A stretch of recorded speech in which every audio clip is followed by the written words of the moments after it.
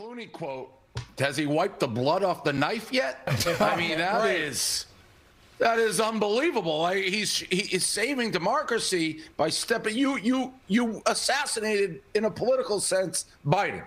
They're acting. There's nothing funnier. All these Democrats. Oh, Biden, what a hero! You pushed him down a flight of stairs, kicking and screaming. Right. So that is a heck of a quote. And by the way, I don't think George Clooney gets to endorse anybody. Yep. George Clooney's voting. When you're a laborers union or the teachers union or police department union, you can endorse somebody. When you're just a single guy, you're just voting for somebody. What do you mean you're endorsing them? What does that mean? Good point. Recently, Dave Portnoy made a video, and it's gone absolutely viral. Absolutely viral. Millions upon millions of views. And I wanted to discuss it with you guys because it's gone viral for a good reason. He's on point with it, all right? He is most definitely on point. But let me say this before we get into the meat and potatoes of this. Scott Presler, I want to give him another big shout out. He recently just flipped another county.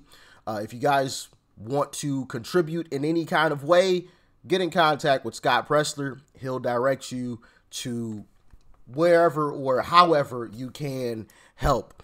Scott Presler is registering people to vote at a rapid rate. And, I always want to give him a big shout out because obviously this fight just became a little bit tougher with Kamala Harris. I know people may believe that, it just got easier because Kamala and she's not all there, right? It's just the cackling Kamala or whatever.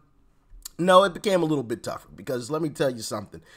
Mainstream media is going to try to paint her as if she's black and all of this, and you can't criticize her, and they'll try to scrub the records of everything bad about her, and they'll try to do it at the highest of levels. So things just got just a tiny bit tougher. I still do think we can win, right? I'm not saying that I feel like we're going to lose, but we definitely need to step up our efforts, okay? For sure. 1,000%. But let's get into this Dave Portnoy video.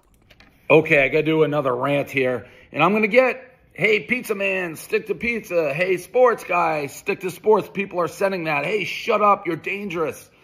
Ironically, I'm sure the same exact people who were so outraged when, I think it was Laura Ingram's told LeBron to shut up and dribble a basketball. They were so outraged by that. But now, when I'm talking, they don't like what I'm hearing. Stick to pizza.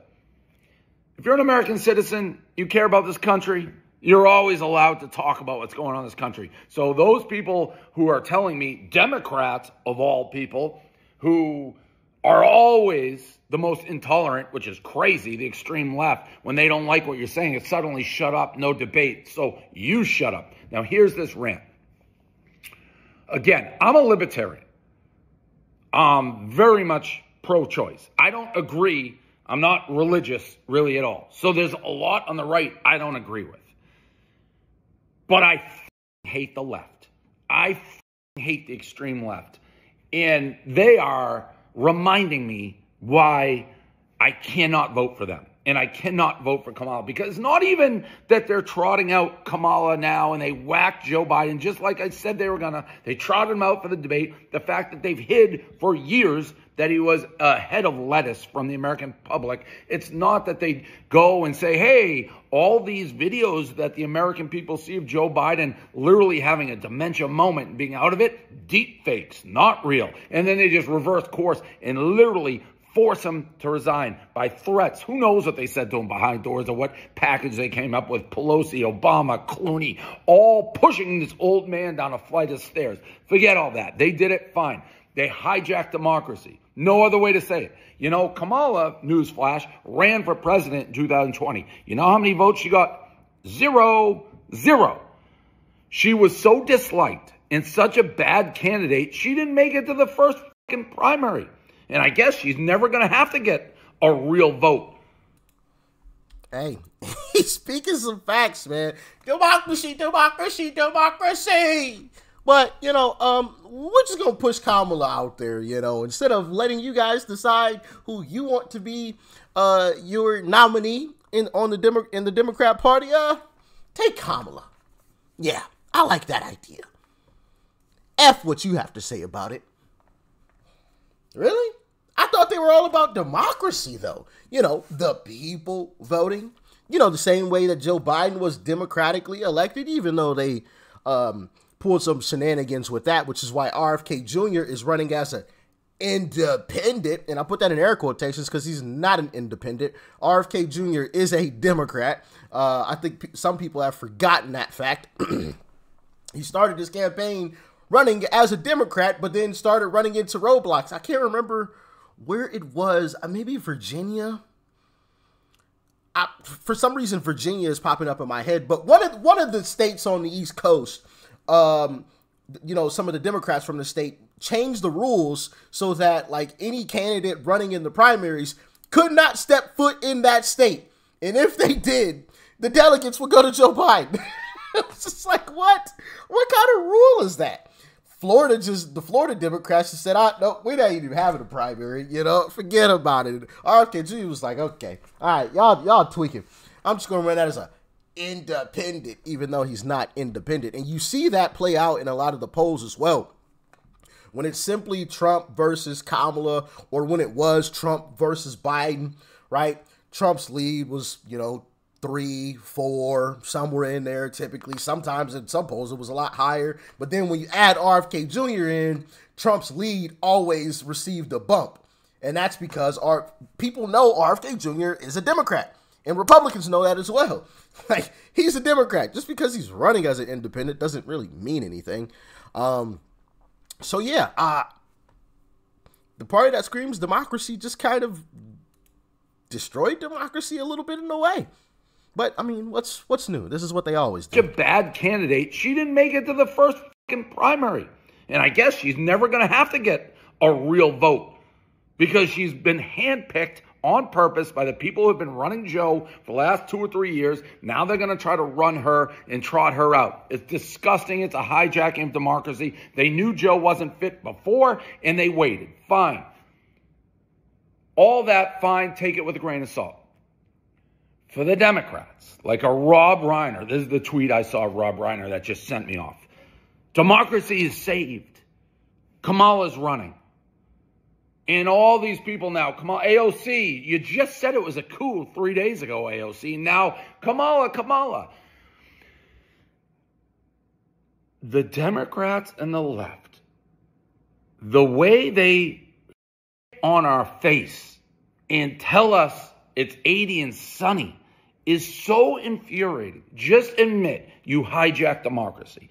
Just admit you don't care if fucking Mussolini or a head of lettuce was running against Trump. You hate him so much, you're willing to trample on democracy, steal the vote from the American public, the most supposedly important right an American has, the right to vote. You have stolen it from the Democratic Party. You have said you don't get to choose who runs for president. We do. A group of elite, small people are going to handpick and shove down your throat who you vote for. Just admit that. But this democracy is saved and America is saved. It's the lowest point for democracy in my lifetime. Just say you hate fucking Trump so much you're willing to do whatever it takes to beat Trump, and it doesn't matter what rights you steal, stomp on, or whatever, you're willing to do it. If you say that, at least I'll have an ounce of respect. But this democracy is saved when you've absolutely done the worst thing for democracy. It's like we're a third world country now, the way this thing's being run. Just say that, and at least I can have an ounce of respect. And for all the people who are being, Dave, you're dangerous. Dave, shut up. Dave, what are you talking about? Stick to pizza, stick to boards. You know not what one person who has sent me a message or tried to explain, you know not what one of them has done? Explained how I'm wrong about any of it. They're just like, shut up, shut up, shut up. If one person can explain how anything I've said is wrong, I'll buy you a boat and be your captain. Well, wait a minute, Dave. You know, maybe I could try to use my I don't know. There's nothing I could possibly come up with to make you wrong. But you know, a boat does sound nice. You know, I can't swim, but you know, hey, I'd probably just sell it. In this economy, we can all use a couple extra dollars. You feel me? Oh man. But no, he's 1,000% correct. 1,000% correct when it comes to you save democracy. How? How? First off, we don't live in a democracy. Let's start there. Let's start there. All right, we don't live in a democracy. Number two, in a true democracy, the people get to decide, not party elites, not party delegates, right? Not people in back rooms having meetings, but the people get to decide. And the people, even though you did some shenanigans, the people decided on Joe. But you pushed that guy out. Right? I told y'all exactly what they were going to do. Joe was going to step down, and then they were going to clap. Oh my goodness, Joe. Oh my goodness, Joe. He's so great. He's so amazing. When they were just like railing him just a few weeks ago. Oh, Joe needs to step down now, blah, this and that, you know, the whole nine.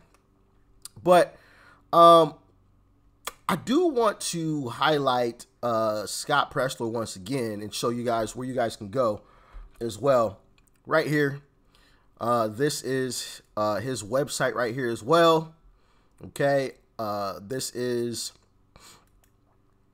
his site, or his other page of the organization that he created. Early Vote Action. Okay. Early Vote Action. And I'm saying this for two reasons. One, that, like I said earlier, this race just became a little bit tougher. And I know some of you guys are like, well, Rich, we have a solid lead. Well, it's not about. See, what I think this was all about is the Democrats know that they weren't going to close the gap by simply throwing Kamala out there. Now, I'm sure there will be some polls that will come out and say, ooh, Kamala's got a lead. But I think as we get closer to the election, that lead's not going to be there. I think the purpose of this was to close that gap a little bit to the point where, hey, we could pull off some shenanigans, right? That's why Trump said, too big to rig. If you have a gap that's like this, well, it's going to be a hell of a lot harder to close that gap versus like this. If it's like this, all right, well, we could have, throw a few people a couple of dollars here, a couple of dollars there. Hey, drop these in this box, and you drop those and that one. Just wait a few hours because we want to count his first, and then we need to see how many we need to drop in. All right, so we don't want to go too crazy. All right, so we know his numbers. Drop in 100 over there, drop in 400, and we need about 300 over that way. Nobody will know. People can all speculate, but it won't be obvious enough to everyone.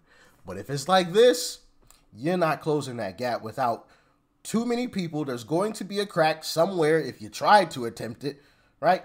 So that's what I think Trump meant by too big to rig. And I 1000% agree with him. There has to be that kind of gap there to ensure that none of that potentially happens. Right. And I do think it'll be a lot more difficult for them to do it this time around anyway, because people are going to be vigilant. People like you and I, we're going to have our eyes and ears everywhere, looking and paying attention, asking questions, pulling out our phones, recording stuff. There's going to be a lot more eyeballs on this entire situation. A lot of us are going to be working at the polls, right? Which is something that I highly encourage you all to do. Make sure you're working in these places. Right. So listen, we got to pull out all the stops that we legally can pull out to ensure that this woman and these folks do not retake office. And it's going to be a challenge because they're not going to go down without a fight. Not going to go down without a fight. And that's for darn sure. I mean, you see it. They preach about democracy, but then if it doesn't benefit them, then they don't care about democracy, right? These folks will do anything to win. Anything. Okay? So keep that in mind as we get closer and Trump's lead may be growing or he has a comfortable lead. These folks will do anything. So we have to come out and ginormous, whatever you want to put in there, massive numbers. Too big to rig. That should be the motto leading up to November. Too big to rig. All right? But y'all stay safe out there. Peace and love. I'm out.